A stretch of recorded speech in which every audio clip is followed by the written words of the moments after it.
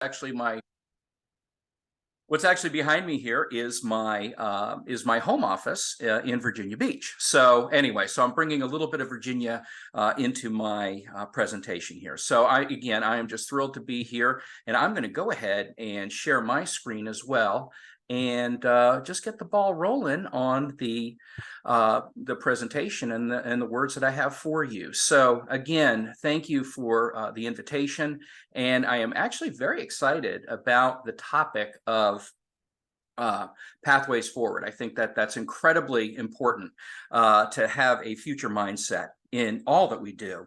And the words that I have today really are probably reflective, as well as hopefully encouraging to you.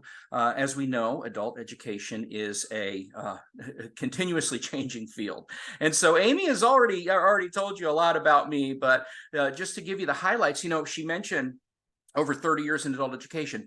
October is my adult education anniversary month. I actually began that job with Montgomery County Adult Night High School in 1992. And it's interesting because I know that probably most of us did not grow up saying when we were kids saying, when I grow up, I want to be an adult educator. Somehow we always have that door where we came into adult education by mistake. And mine was having a baby on the way and figuring how I could supplement my income in order to buy diapers. As Amy mentioned, I was at the Adult Learning Resource Center last century. I started in 1992 or 1999 and was there through 2002. I then moved to the Research Rehabilitation Research and Training Center, a project at VCU as well, where I worked with and designed programs to work with faculty to better understand and to accommodate for students with disabilities in higher education.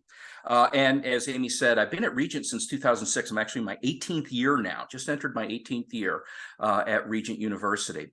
I was on the VAACE board starting in 1999 through 2003, and then Anita Prince strong-armed me into coming back on the board. Who remembers Anita? She actually encouraged me to come back on the board, where I came on and eventually was president-elect and then president, and I served through 2014. My national service on the COAID board began in 2013 and just concluded as far as a board member in 2023. But as I said, I'm still editing the COAID journal. Okay, why in the world is Don showing us pictures of his dogs? Well, let me tell you a few things. So if you look, these are our two dogs. Cessna is the black and white dog. He is a chin poo, part poodle, part Japanese chin. He is 10 pounds. And next to him is our new addition, Murphy. Now, Murphy is a Cavalier King Charles Spaniel, and he is now 3 months old. And Murphy has been a part of our family now for about 3.5 weeks. So the perspective that I'm taking this from, and the reason why I'm showing you my dogs, is if sometimes we get a little bit used to the good life. Cessna was the only dog for years. Cessna had, he had the run of the house and so on. He could just chill and so on. But then his crazy owners went ahead. His parents brought home this little fur ball, who right now he is about 5 pounds. He's about half Cessna size.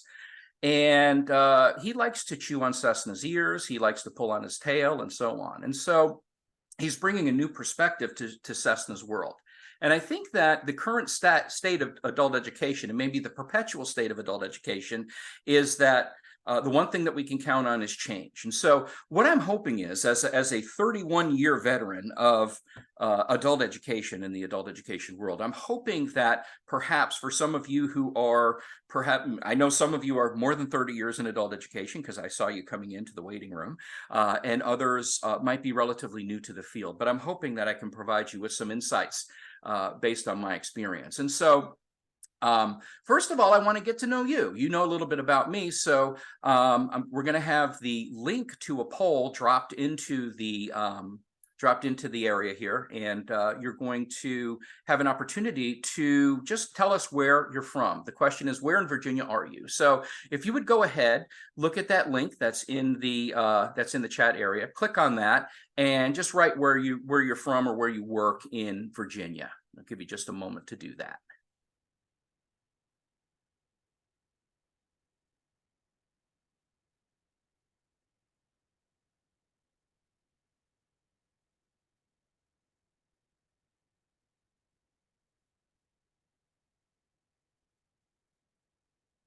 All right. Just another minute.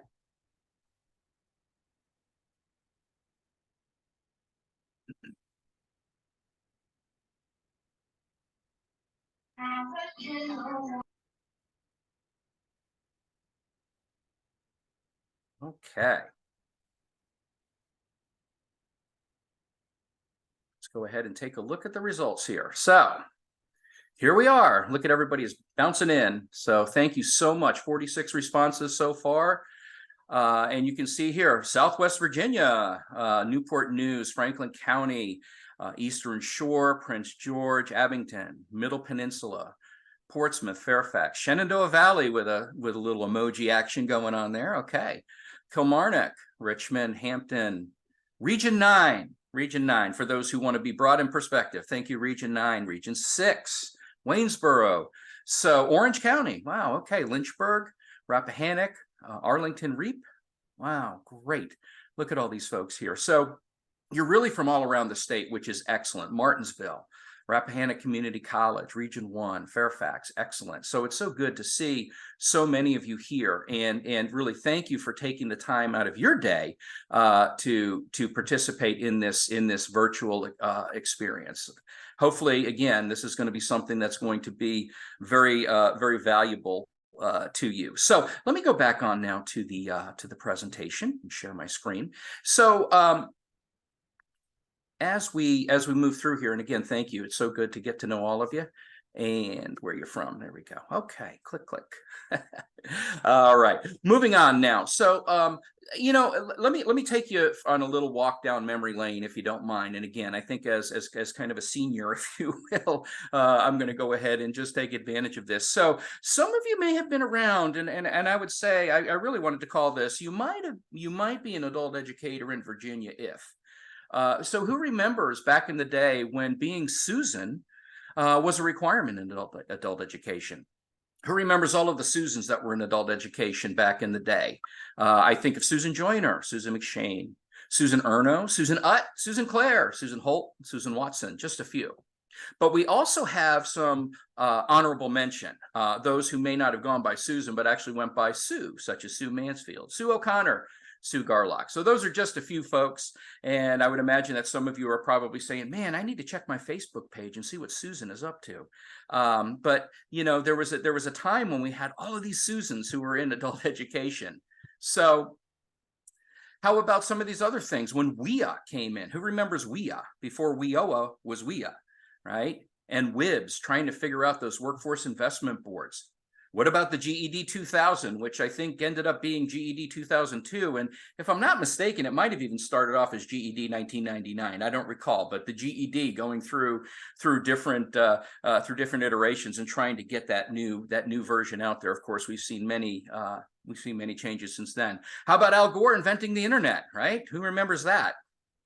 Or perhaps professional development plans through the Resource Center, where you did your professional development plan and you submitted that to the Resource Center, or the SOAR Awards for excellence in adult programming. How about the VAACE? Now, again, you can see my bias here because I was in Southwest, but Jane Swing, she threw the best VAACE. Or who remembers Equipped for the Future? Remember that back in the early 2000s, where Equipped for the Future provided that framework for understanding adult learners. And you can see here through the picture that there were different, the different roles that adults have, which are indicated by the triangles there, and then the different dispositions and so on. And so this particular one had to do with reading for understanding. Equipped for the Future was big, and I think that it's still something that has a lot of merit in today's society. So let me ask you this. What are some trends that you recall? why don't you go ahead and drop some trends that you recall right there in the chat?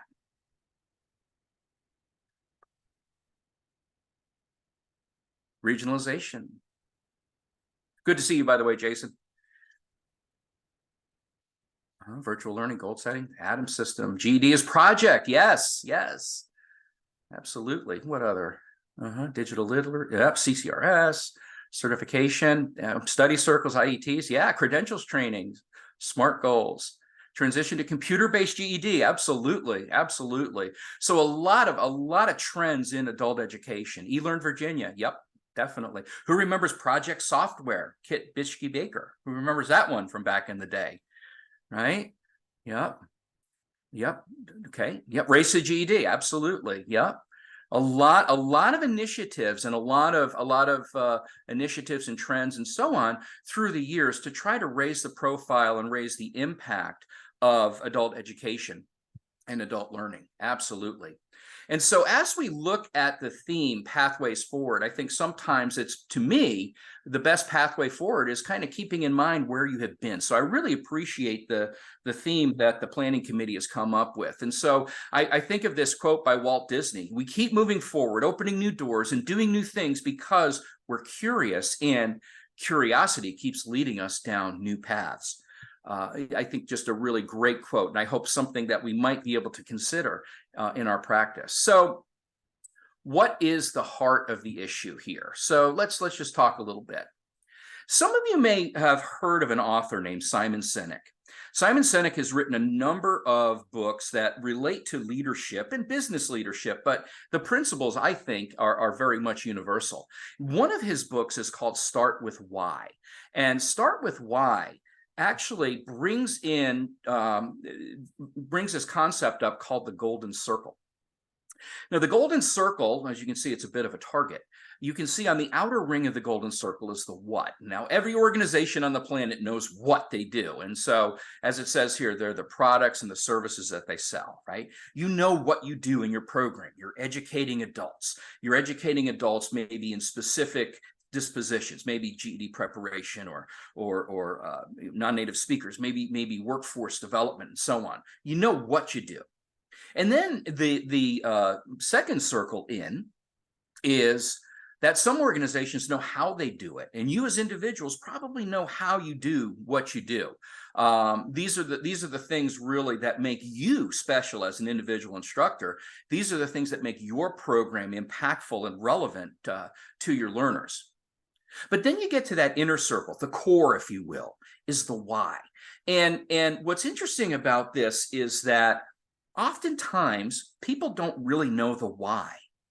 People, are in organizations, but they're not really sure of what the why is. The why has not necessarily been articulated to them. And as it says here, in a business context, why is not about making money. That's a result. But why is a purpose, a cause, or a belief, the very reason that your organization exists. And I think sometimes we lose sight of the why.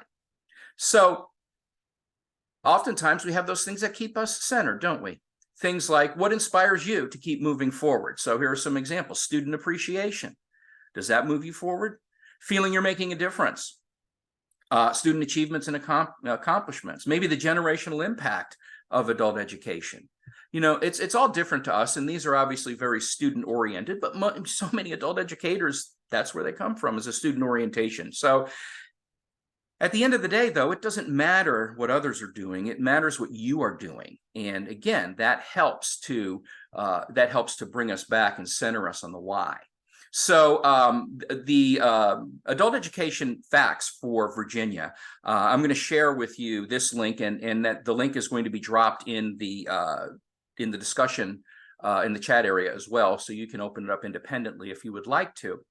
But this is going to go ahead and open up a PDF file. This is from COABE and from the Educate and Elevate project.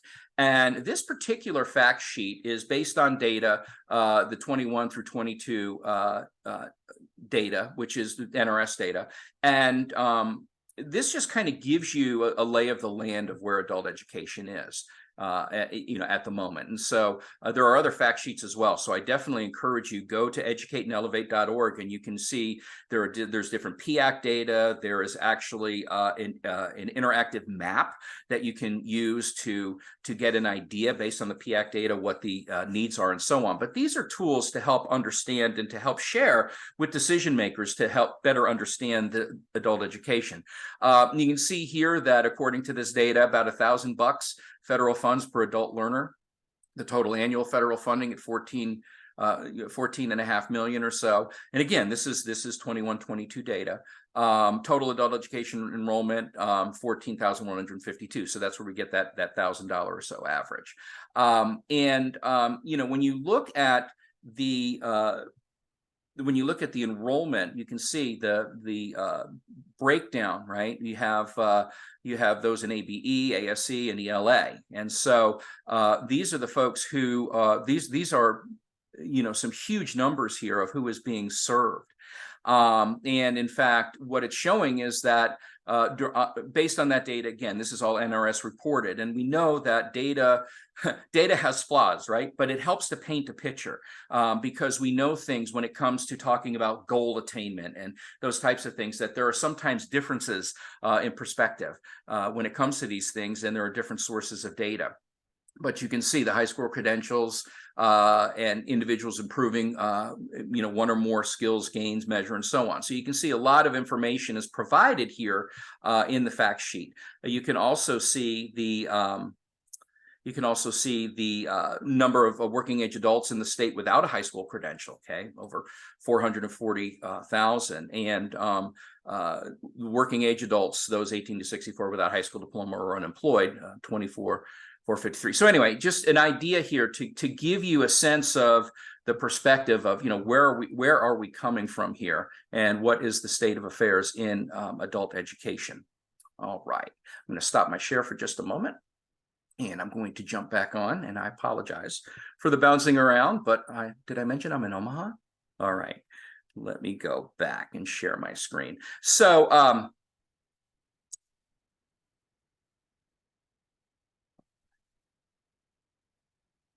those are just some facts, and those are facts that are intended to just kind of paint a picture of where we stand at the moment, in adult education. And so I'm going to ask you and turn it over to you. Now, there's another poll that I'd like for you to take, and this link is going to be dropped into the chat as well.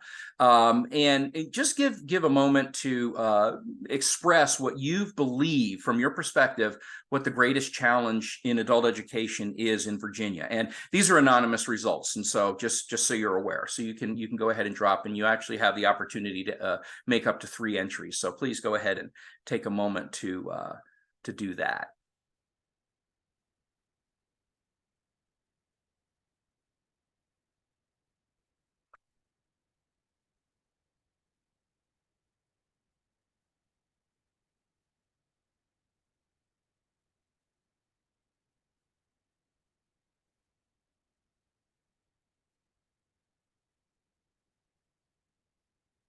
Okay, so was that link dropped in there in the chat? Yes, I dropped it in. Okay, thank you. So if you click on that link, yep, we should start seeing some responses.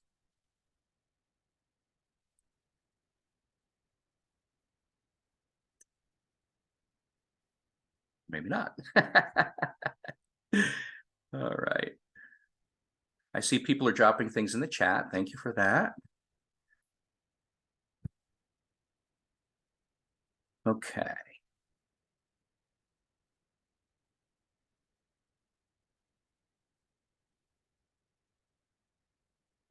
So, but I am seeing things about the ideas here about people being able to get a job without a high school credential, about having teachers who are qualified, looking at retention and so on. Yeah, so all of those things are in there. So okay, all right, seeing a lot more messages now. Okay. Right. Just another moment or two for folks to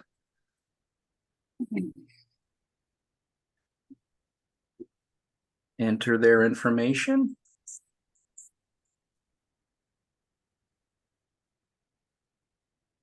All right, so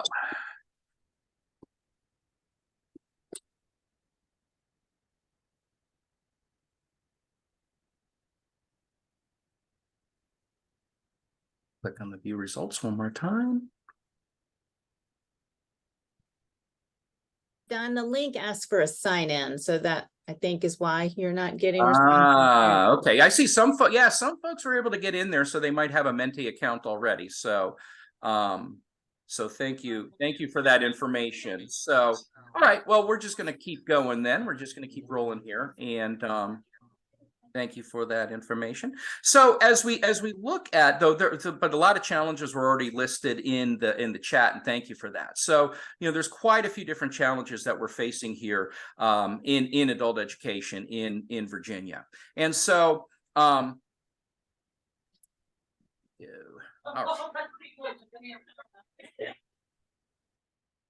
right. So let's see if you can take this one.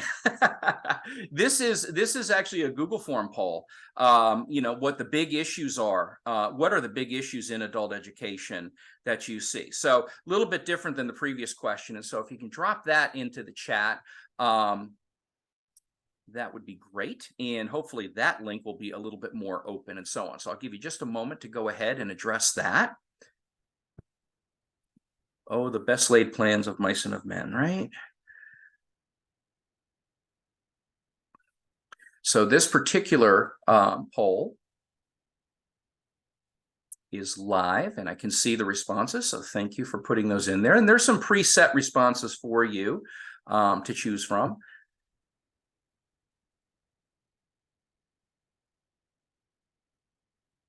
And so we can see here, again, 41 responses so far. We can see here, so there are funding issues, seems to be a big thing. Digital equity definitely seems to be very, very popular. You can see as you're entering your responses how the pie chart is changing a little bit here. So this is live polling for sure. And again, I know that we're limited to six areas, so thank you for indulging me in that. I know that there are likely more, as well, and I know that you were that thank you for dropping your responses in the chat and so on about the things that affect you as well. So, but you can see here, it seems that digital equity and funding for classroom and program resources are two big issues, and I would argue that those are probably those are issues that we have probably had that have been in existence for quite some time. We can see here that we get a little bit of honorable mention with knowledge of the adult learner at about 13% or so, and about 9.5% looking at workforce training. We also then have some teacher training and PD, which doesn't seem to be a huge issue, which is great, or at least it's not the top issue. So that shows that you have access to those types of things as well, to sharpen your sword and to keep your practice right on. So thank you for that. So let me now move on let me move on to the next slide. And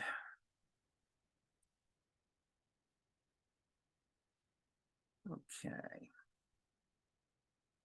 I normally have a 2-screen setup. So here in Omaha, I don't have that. All right, here we go.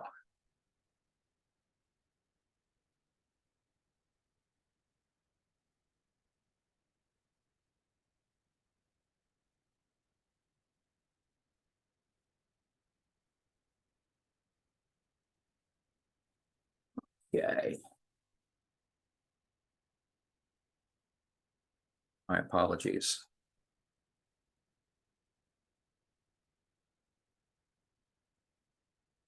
These are the things that we love to have edited out. Okay. Here we go. All right. So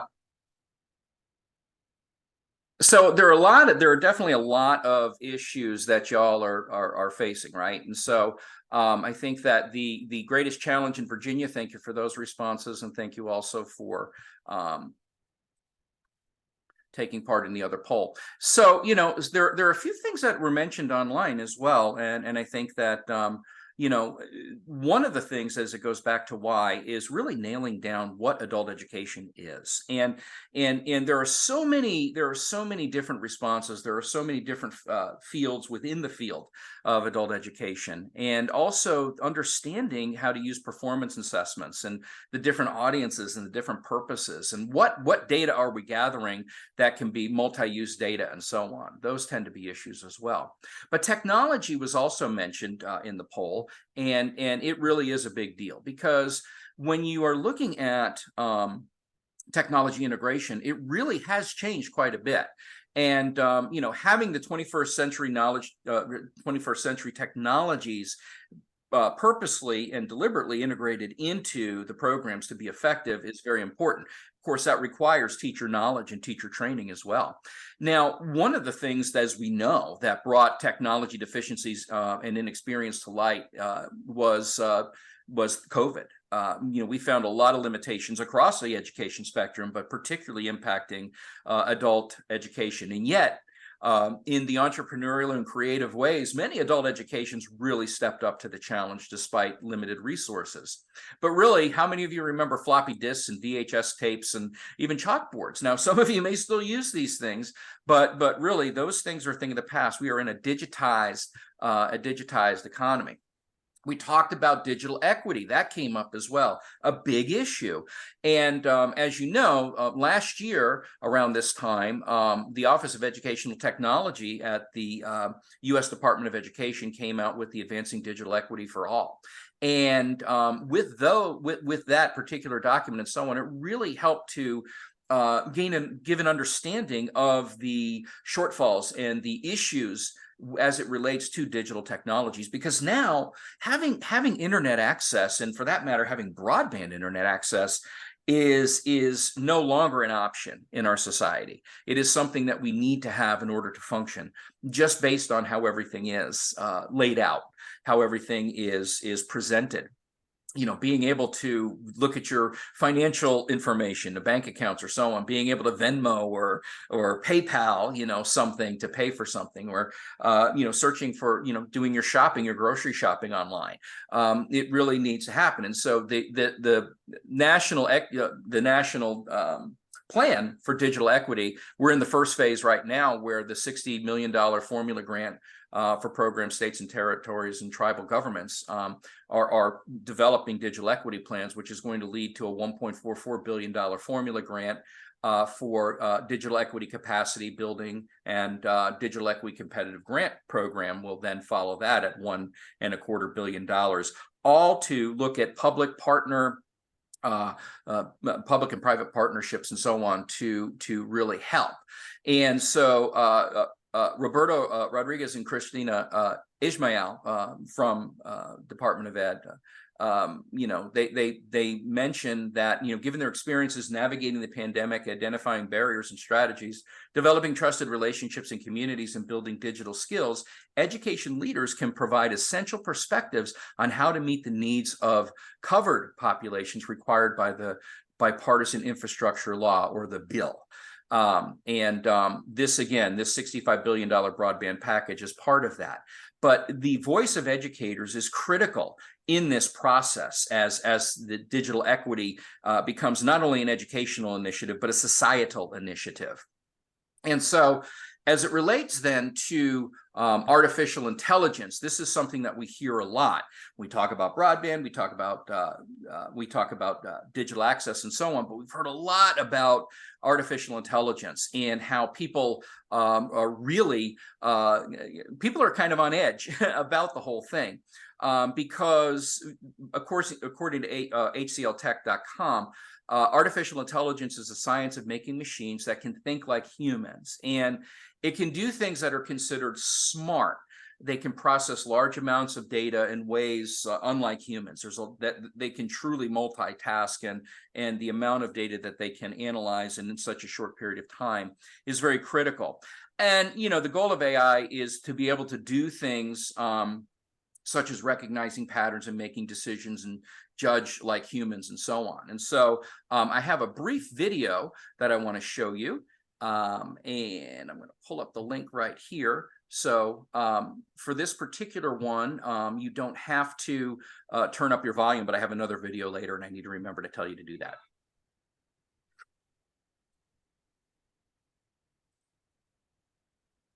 At IBM, we define AI as anything that makes machines act more intelligently.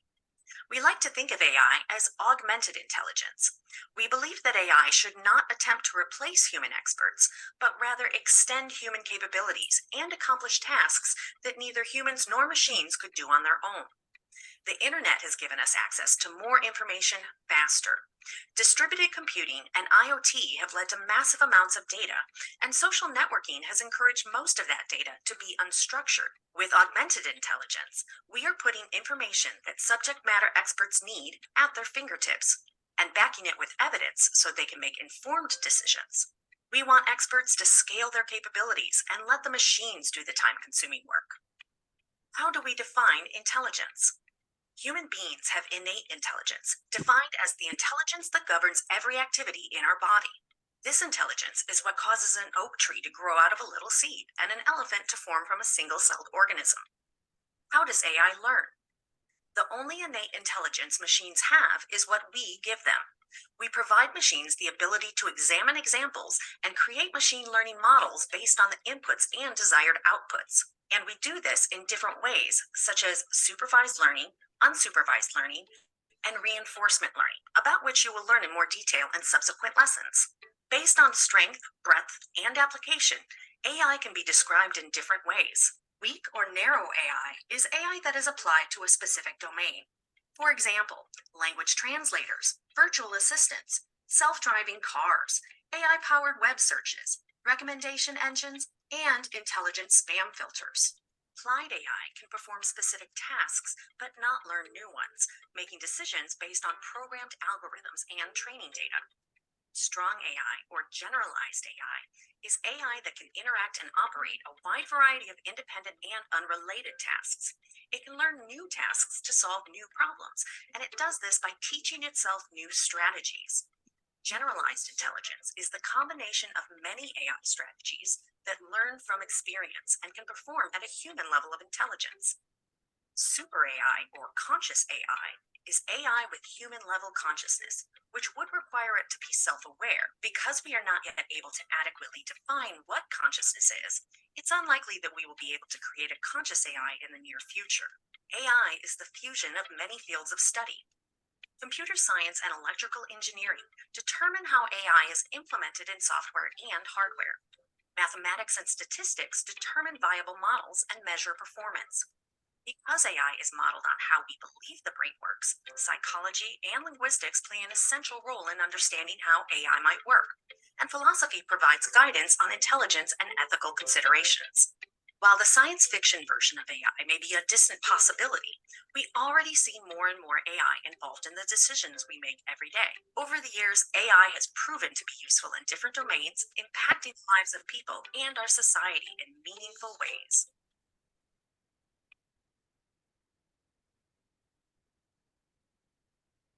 So I really like that video because, to me, it really provides us with a perspective on AI, one that would cause us to, look at AI, in a perspective of, what is reasonable and so on. And I think sometimes we've heard about the scary aspects, if you will, for lack of a better term, those things that can be very frightening about the potential of AI. But AI is something that we actually are using. That we're actually using quite frequently in our daily lives already. And so that was just gave some examples. But what I found interesting about that video is that when you look at the four main types of AI that were outlined in that video, but this presentation is a little bit different, is reactive machines is one form of AI that have no memory. They're just task specific. So an input always delivers the same output or a similar output, such as internet searches or looking at search histories and Amazon and Netflix and Facebook. I mean, how many times have you been on if you have your Netflix account, you turn that on and it has recommendations for you. Well, where does that come from? Or if you're on Facebook and you start seeing different groups that you might be interested in joining, or different types of videos that you might want to view, how does that happen? Well, it has to do with algorithms. And so the suggestions that AI makes is based on patterns or algorithms that are there that kind of take that data, but they don't necessarily predict what you might be thinking next. They're not that sophisticated.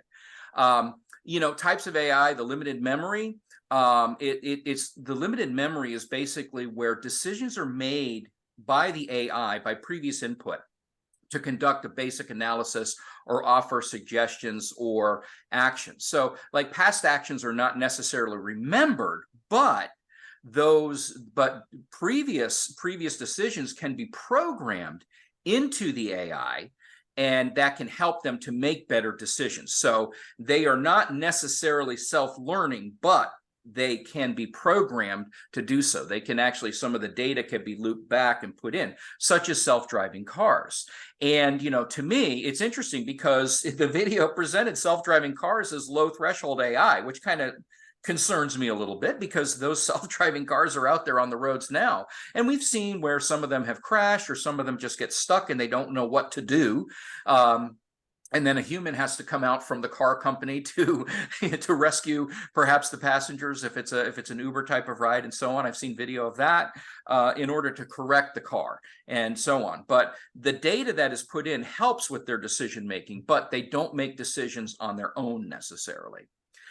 Theory of mind is another type of AI, number 3, which it doesn't exist yet, but it would understand the emotions and so on of the thing. Excuse me, I skipped one. Limited memory is number 3, and that decisions are made by previous input to conduct basic analysis and offer suggestions or actions. And so again, the past actions are not remembered. Okay, there we go. Sorry. Theory of mind. It doesn't exist yet, but it would understand emotions and situations of others in the world around them and react accordingly. Now, these could be thought of as a friend that listens and responds to an individual's emotional input. But it doesn't necessarily have decision-making skills, and I'm going to show you a video in a moment. But let me go to the final type, which is self-awareness. Now, this is the type of AI that brings on the doom and gloom, especially. It's very far away from being developed. In fact, it would have to be built with an understanding of self at the human level. But the problem is that understanding a theory of mind where emotions are understood and then can be brought to self-awareness. If the AI can not only understand emotions, and let me go back, like the previous with theory of mind, it doesn't exist yet, but they're thinking, you know, the futurists are thinking that with theory of mind, that there might be an opportunity to recognize emotions and be able to respond. But with the self-awareness AI, they would understand emotions that would bring the AI itself self-awareness, and they can act on that. In other words, their state of being is to predict others' feelings, and the AI itself can, you know, I'm hungry becomes I know I'm hungry, or I want to eat lasagna becomes lasagna is my favorite food. This is an example from Coursera. But you know, the point is that this is a totally autonomous type of AI, and one that can build and develop. But go ahead and turn your volume up just a little bit, because I want to show you this video, which is a Star Trek example of AI in action. Only 36 seconds.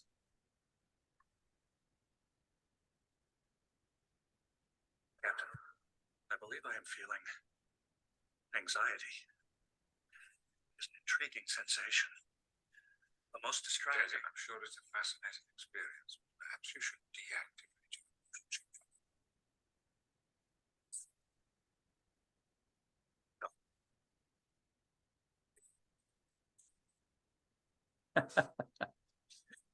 So this particular video, you know, I think some of us, if you are a Trekkie, if you're somebody who likes Star Trek and so on, when you look at that video, you think, oh my gosh, you know, Data is the highest form of AI, when in fact, you know, he falls into that third realm where he still needs to have commands either put in him, or needs to be, like in that case where he needed to be reminded, you know, that you need to shut off your emotion chip. So anyway, quite interesting. Now, for those of you, by the way, who maybe are following Star Trek, you probably have seen the Paramount series Picard, which actually has even more advanced data. So anyway, I'm not going to give it away, but you may want to check that out. So let me ask you this, and we're going to try the Menti again, and I hope that it works this time. But this poll is asking you, how can or do we use AI with our students? And so, it's asking you, what types of AI do you and your students currently use? So if you can drop that into the chat, and we'll try again to see if you can access that Menti.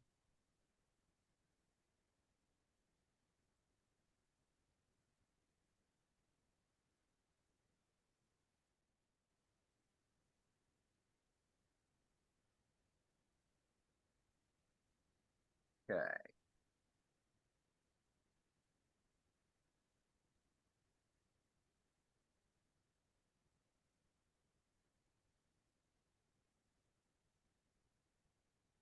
Let's look at see if we can find the results here.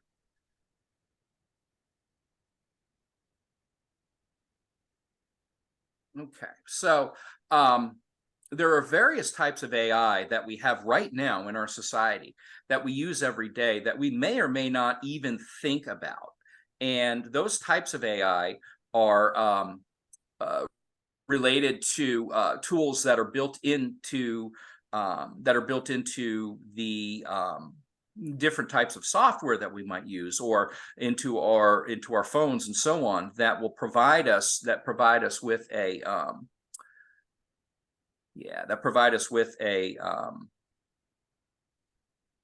hold on a minute. Don, do you need to move the Mentimeter to the next one? That's the only link that I have, and it's Sure. showing the old one. Yeah, thank you. I had a feeling that was happening, which is why I've been trying to maintain my composure behind the scenes. Yeah, thank you. Yeah, I've got it here. Oh, doggone Mentimeter. All right, guys. Hold on a minute.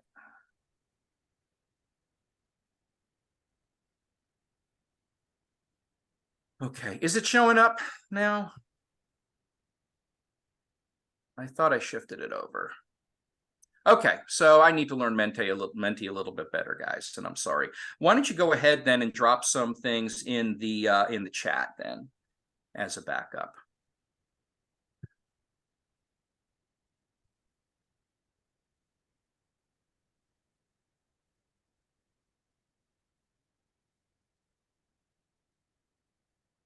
Yeah.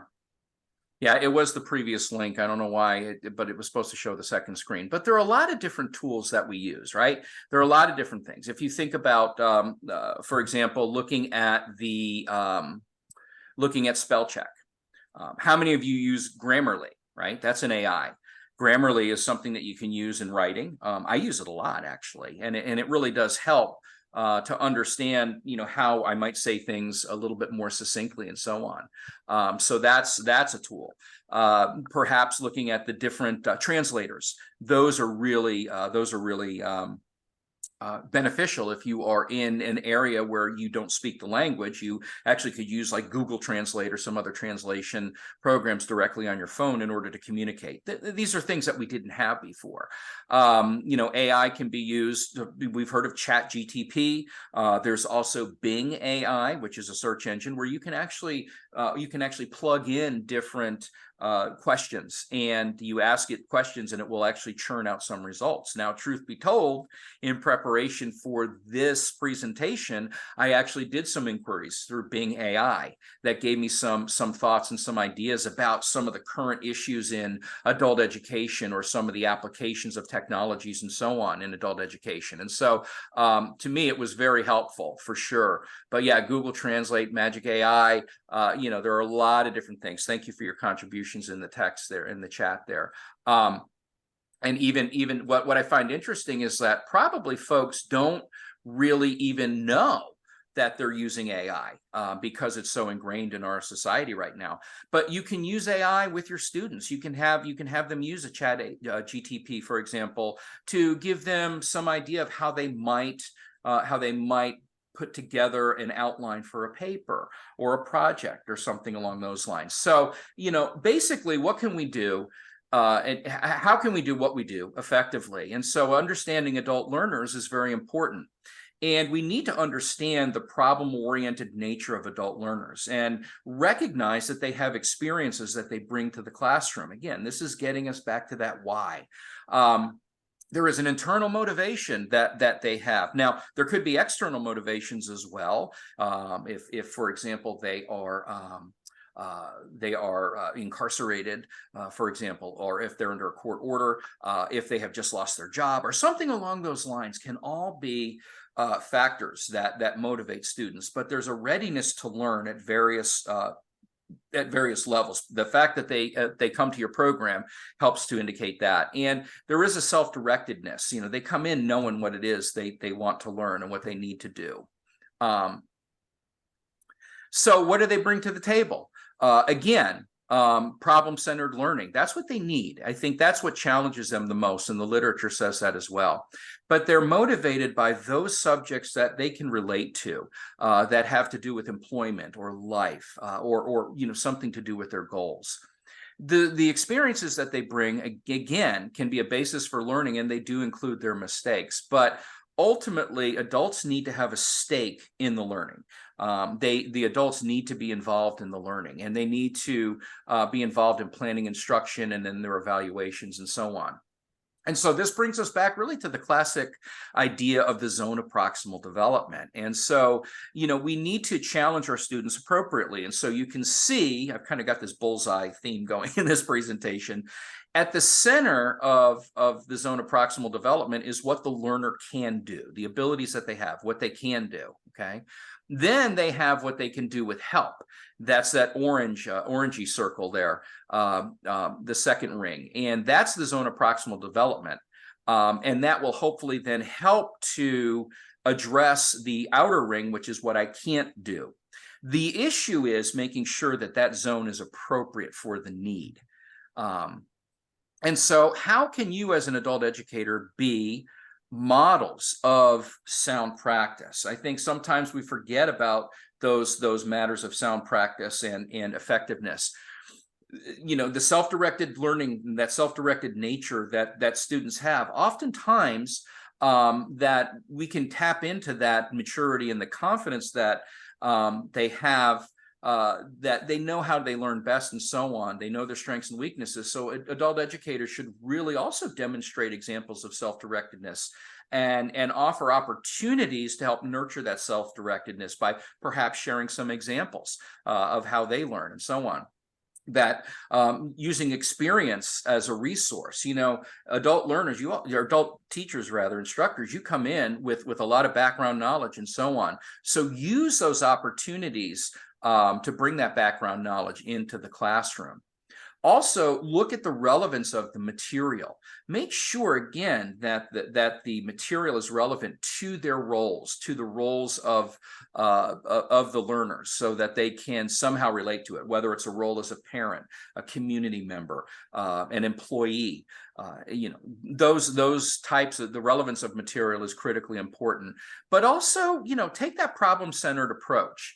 Adults generally like to solve problems and are challenged by that. So having a problem-centered approach in your learning, where they have to apply principles and skills to answer or address a question or a problem, is pretty important. And also consider the motivation that it takes. Make sure, again, that you're communicating with your learners so that you can discuss their goals and how learning contributes towards achieving those goals. But also, think about the competencies that you bring to the table, the content knowledge. You need to have credibility. That's what Stephen Brookfield calls it, right? You have to have credibility as an instructor, that you have an understanding of the subject, and that you can hopefully convey that subject, that you can really break that down and have meaningful experiences for the for the learners, that you should have a sound pedagogical knowledge of what to use, what tools and what principles to use for effective teaching methods, and really what techniques can you integrate to help them learn. But you also have an understanding of what appropriate assessments are to help assess, help gauge that student learning, to help look at the gains that they are making in the process, and really use that information as a type of formative assessment to help not only see where they are, but also help to understand how you can create future learning experiences. Having that knowledge of the adult learners, and I presented a few slides earlier, some different things that are based on andragogy, that you really need to understand the unique needs that adult learners have, and again, what they bring to the table, and also the professionalism. I think one of the issues that we sometimes have in adult education is that perhaps we're not viewed as professionals, but in fact, we are professionals, and we are providing valuable opportunities for our learners. So look for opportunities for professional development and ways to engage. And might I recommend not only attending conferences like the VAACE conference, but look at the COABE conference as well. It's going to be in March in 2024 in Nashville. Great conference, going to be a lot of different strands there and a lot of different topics, but also look at the COABE Journal as a resource as well to learn. In fact, we just completed an issue having to do with professional development in adult education that talks a little bit more from the side of how do we equip our teachers. So getting back to the why, right? So the what and the how. You know what it is, how you do it, right? But re-examine what you do. Go back and re-examine and consider the effectiveness of how you are doing it.